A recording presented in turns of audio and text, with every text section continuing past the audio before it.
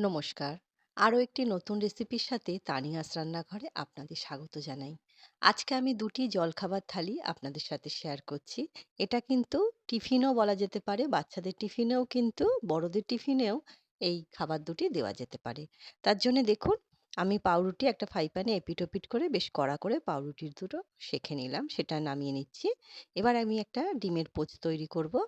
একটা তড়কা প্যানের মধ্যে সামান্য একটুখানি তেল দিয়ে, তাহলে কি হয়, ডিমের পোচটা একটু গোল হয়, দেখতে বেশ ভালো লাগে। আর এদিকে পাউরুটি সেঁকা হয়েই গেছে, পাউরুটিতে একটু বাটার লাগিয়ে নিচ্ছি। একটু কড়া করে পাউরুটি সেঁকলে যাদের অম্বলের প্রবলেম আছে তাহলে কিন্তু ভালো। পাউরুটিটা যদি একটুখানি কড়া করে সেঁকে নেওয়া হয়। আর একটু কড়া করে সেঁকলে কিন্তু খেতেও বেশ ভালো লাগে। ওপর থেকে একটু গোলমরিচের গুঁড়ো দিচ্ছি। অনেক সময় চিনি দিলে কি হয়, অম্বল হতে চায়। তবে গোলমরিচের গুঁড়োটা দিয়ে দেখবেন খেতে কিন্তু বেশ ভালো লাগে। এবার পরিবেশন করছি। থালার মধ্যে পাউরুটি দুটো নিয়ে নিলাম আর যে ডিম পোচটা তৈরি করেছি সেটা নিলাম। একটা ডিম ফাটিয়ে দিয়ে ওপর থেকে একটু নুন ছিটিয়ে দিয়েছিলাম আর ওপর থেকে একটুখানি গোলমরিচের গুঁড়ো দিয়ে দিচ্ছি। তাহলে খেতে আরো বেশি ভালো লাগবে। আর ফলের আয়োজন রেখেছি, তার মধ্যে আছে শসা ২ টুকরো, ২ টুকরো পেয়ারা নিচ্ছি আর একটা কলা।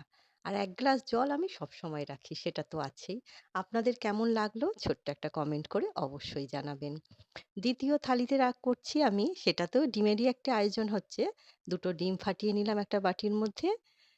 কুচনো পেঁয়াজ দিচ্ছি, একদম জিরি করে কুচিয়েছি। স্বাদ অনুসারে নুন, সামান্য একটু গোলমরিচের গুঁড়ো আর একটু কাঁচা লঙ্কা দিয়ে ডিমটা ফাটিয়ে নিচ্ছি। এই খাবারগুলো কিন্তু আমরা সচরাচর বাড়িতে করেই থাকি। এটা নতুন কিছু নয়। সবসময় করি আর খেতেও বেশ ভালো লাগে। আর এখানেও আমি পাউরুটি ২ পিস সেঁকে নিলাম। এবার ফ্রাই প্যানের মধ্যে তেল গরম করে নিয়ে এবার যেটা ডিমটা ফাটিয়ে রেখেছি সেটা দিয়ে দিলাম। চারিদিকে একটু ছড়িয়ে দিচ্ছি। দিয়ে এবার যে পাউরুটি সেঁকে রেখেছিলাম সেটা দিচ্ছি। একটুখানি চেপে দিচ্ছি। আর আমি পাউরুটিটা দিয়ে কিন্তু এপিঠ-ওপিঠ ডিমের মধ্যে উল্টে নিলাম না, যেহেতু সেঁকা আছে পাউরুটিটা। এবার উল্টে দিলেই কিন্তু ডিম পাউরুটি টোস্ট একদম রেডি। এটা আমরা প্রায়শই বাড়িতে সবাই করে থাকি। আর খেতে কিন্তু বেশ ভালো লাগে। একটু এপিঠ-ওপিঠ উল্টে ডিমটা একটু কড়া করে যদি ভেজে নেওয়া হয় তাহলে খেতে আরো বেশি ভালো লাগে। দেখুন বেশ কড়া করে ভেজে নিলাম। এবার পরিবেশন করব। থালার মধ্যে নিয়ে নিচ্ছি ডিম পাউরুটি টোস্ট। এটা বাচ্চাদের টিফিনে দিলে কিন্তু বাচ্চারা বেশ আনন্দ করে খায়। আর একটুখানি শসা আর একটু পেঁয়াজ কেটে নিয়েছিলাম আর একটুখানি সস নিলাম। খেতে বেশ ভালো লাগে আর ১ গ্লাস জল তো সবসময় রাখি।